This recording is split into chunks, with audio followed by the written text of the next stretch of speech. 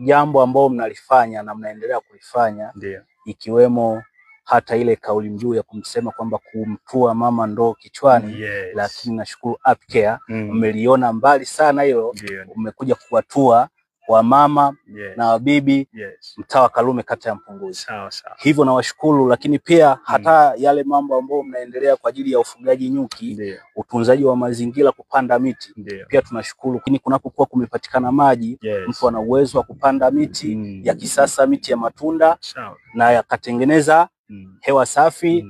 Lakini mnapoleta hiyo elimu, lakini mnatuletea pia na vitendea kazi, kwa sababu haya maji ni kitendea kazi moja hapo. Ukipanda mti utaota, na huo mti una uwezo leo hii ukatengeneza mbao kwa ajili ya kutengeneza mzinga wa asali.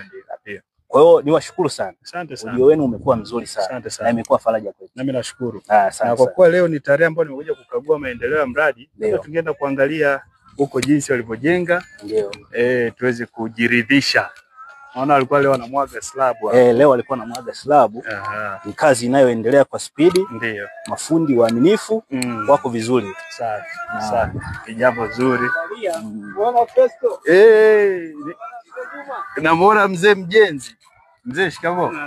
Yaani hapa ninashukuru endapo kama ukija kuangalia huku umeona safi kabisa. Nimeona leo walikuwa wanamwaga slab hapo juu. Walikuja kuchukua vifaa vingine kwangu kule nyumbani.